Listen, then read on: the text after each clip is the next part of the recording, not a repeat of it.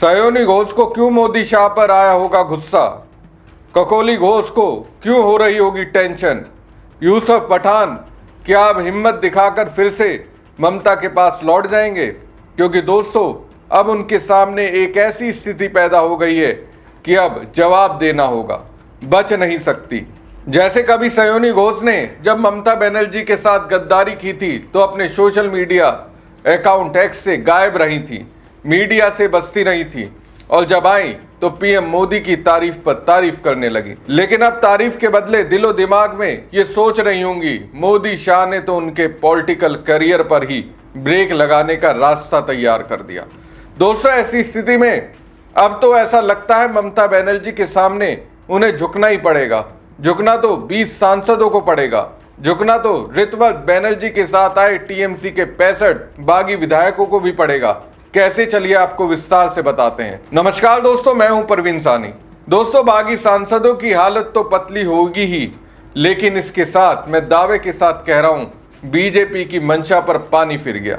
मोदी शाह ने जो प्लान बनाया था वो चकनाचूर हो गया और इससे ये हुआ कि जो मोदी शाह के बारे में ये कहा जाता रहा उनके साथ जो आता है वो सिर्फ पाता ही पाता है। लेकिन अब ये साबित हो रहा है उनके साथ जो जाएगा उन्हें बहुत कुछ खोना पड़ेगा। देखिए दोस्तों, बागी जिस चीज से बचना चाह रहे थे अब उसी का सामना उन्हें करना पड़ेगा, फिर चाहे उनके साथ पूरा मोदी तंत्र ही क्यों ना खड़ा हो जाए। सुप्रीम कोर्ट में बिरला की एक न चली जो टीएमसी चीफ ममता बनर्जी ने कही, जो टीएमसी महासचिव अभिषेक बनर्जी ने कही, सीजीआई सूर्यकांत ने उसी पर मोहर लगा दी और अब मोदी शाह के सपनों पर पानी फिरेगा। आप पूछेंगे कैसे, बताता हूं। दोस्तों आखिरकार राहुल गांधी समेत पूरे विपक्ष के सामने लोकसभा स्पीकर ओम बिरला ये साबित हो गए कि वो निष्पक्ष तो बिल्कुल नहीं है। भले ही वो कहते रहे हों कि जब वो स्पीकर की कुर्सी पर बैठते हैं तो उनकी नज़र में सभी सांसद बराबर होते हैं, चाहे सत्ता पक्ष के सांसद हो या फिर विपक्ष के सांसद, चाहे नेता सदन प्रधानमंत्री नरेंद्र मोदी हो या फिर नेता प्रतिपक्ष राहुल गांधी। लेकिन सुप्रीम कोर्ट में यह बात सिद्ध हो गई कि ओम बिरला तो हमेशा सत्ता के पक्ष के ही पैरोकार रहे। दोस्तों सुप्रीम कोर्ट ने जो आदेश दिया है उसके आधार पर आप समझ जाएंगे कि बागियों को झटका लगा है।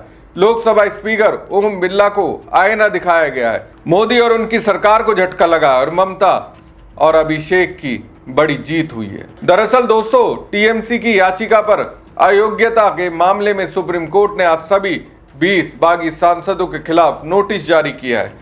अभी तक दोस्तों ये बागी सांसद मानकर चल रहे थे कि उनका तो कोई कुछ नहीं बिगाड़ सकता क्योंकि सत्ता पक्ष उनके साथ है, मोदी शाह का पूरा तंत्र उनके साथ है और जब पूरा सिस्टम साथ है तो फिर कोई क्या कर सकता है। लेकिन उनकी सोच पर सीजीआई सूर्यकांत ने चोट दी। दोस्तों ना जाने कितने महीनों से लोकसभा स्पीकर ओम बिरला के सामने टीएमसी की मांग पेंडिंग थी। टीएमसी का कहना है कि जिन बागी 20 सांसदों ने धोखेबाजी की है उनके खिलाफ एक्शन लीजिए, लेकिन वो टाल मटोल कर रहे थे। लेकिन अब सुप्रीम कोर्ट ने ओम बिरला को तगड़े तरीके से आईना दिखा दिया। इस मामले में लोकसभा स्पीकर ओम बिरला की ओर से सॉलिसिटर जनरल सुप्रीम कोर्ट में पेश हुए। उन्हें इसलिए आना पड़ा क्योंकि टीएमसी के 20 सांसदों के पार्टी बदलने के बाद उनकी सदस्यता खत्म करने की मांग वाली याचिकाओं पर लोकसभा स्पीकर ओम बिरला ने अभी तक फैसला नहीं लिया। अभिषेक बनर्जी ने सुप्रीम कोर्ट में याचिका दायर कर मांग की है कि लोकसभा स्पीकर दल बदल विरोधी कानून के तहत इन सांसदों के खिलाफ दायर याचिकाओं पर फैसला करें। दोस्तों नोटिस तो सुप्रीम कोर्ट की ओर से लोकसभा स्पीकर ओम बिरला को भी शायद भेजा जा रहा था, वो तो सॉलिसिटर जनरल तुषार मेहता को सुप्रीम कोर्ट से गुहार लगानी पड़ी और उन्हीं की अपील पर सुप्रीम कोर्ट ने अभी लोकसभा स्पीकर को नोटिस जारी नहीं किया। तुषार मेहता ने कहा कि वो स्पीकर से इस बारे में निर्देश लेकर कोर्ट को अवगत कराएंगे। इस बारे में जस्टिस बागची ने कहा कि हम संवैधानिक संस्थाओं को कोई निर्देश नहीं देना चाहते, लेकिन ये सुनिश्चित किया जाना चाहिए कि ऐसे फैसले समय से हों। सुप्रीम कोर्ट ने कहा कि अभी हम स्पीकर को नोटिस जारी नहीं कर रहे हैं, बाकी पक्षकारों को नोटिस जारी कर रहे हैं। दोस्तों ये आईना ही तो लोकसभा स्पीकर ओम बिरला को सुप्रीम कोर्ट ने दिखाया है। एक तरह से कहा गया जो फैसला लेने में आप लेट लतीफी कर रहे हैं वो ठीक नहीं है, तय वक्त में आपको फैसला करना था। और दोस्तों यही बात तो ममता बनर्जी के साथ पूरा विपक्ष कह रहा था, लेकिन बिरला की सेहत पर असर ही नहीं पड़ रहा था।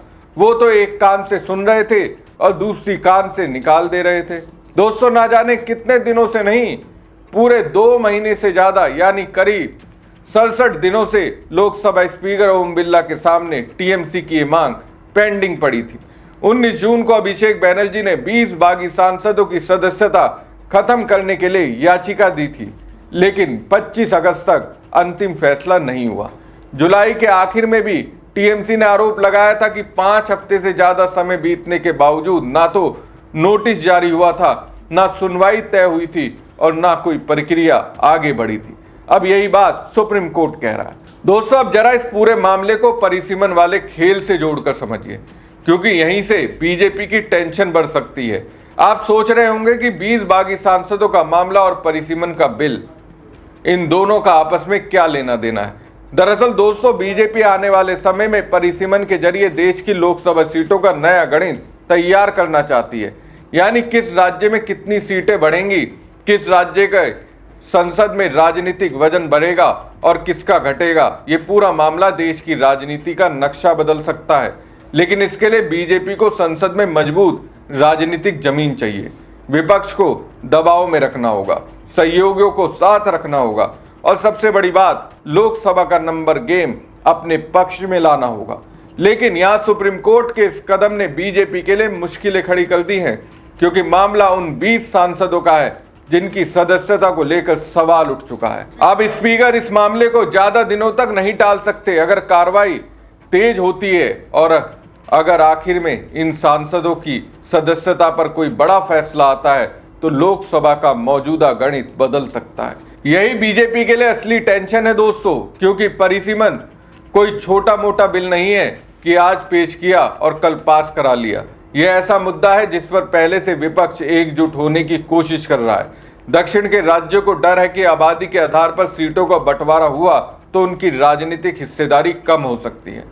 विपक्ष सवाल उठा रहा है कि जिन्होंने जनसंख्या नियंत्रण किया उन्हें इसकी सजा क्यों दी जाए। अब सोचिए, एक तरफ परिसीमन को लेकर विपक्ष सरकार के खिलाफ मोर्चा खोल रहा है, दूसरी तरफ लोकसभा के 20 सांसदों की सदस्यता का मामला सुप्रीम कोर्ट पहुंच चुका है और सुप्रीम कोर्ट की नजर अब इस बात पर है कि स्पीकर के सामने लंबित मामलों का निपटारा कब और कैसे होगा। यानी बीजेपी जिस समय भविष्य की लोकसभा का नक्शा बदलने की तैयारी कर रही है, उसी समय मौजूदा लोकसभा के 20 सांसदों का भविष्य सवालों के घेरे में आ गया है। और अगर इन 20 सांसदों के मामले में ऐसा कोई फैसला आता है जिससे सदन का राजनीतिक गणित बदलता है, तो विपक्ष और मजबूत होकर कह सकता है, पहले मौजूदा सदन का हिसाब साफ कीजिए, फिर देश की राजनीतिक नक्शे को बदलने की बात कीजिए। तो दोस्तों, सुप्रीम कोर्ट ने परिसीमन बिल पर सीधे कोई रोक नहीं लगाई है, लेकिन 20 सांसदों के मामले को जिस तरह से गंभीरता से आगे बढ़ाया है, उससे बीजेपी की उस राजनीतिक रणनीति पर जरूर दबाव बढ़ सकता है, जिसमें उसे बड़े फैसलों के लिए एक मजबूत और स्थिर नंबर गेम चाहिए। यानी मामला सिर्फ 20 बागी सांसदों का नहीं है, मामला आगे चलकर 543 सीटों को लेकर देश की पूरी चुनावी राजनीति तक पहुंच सकता है।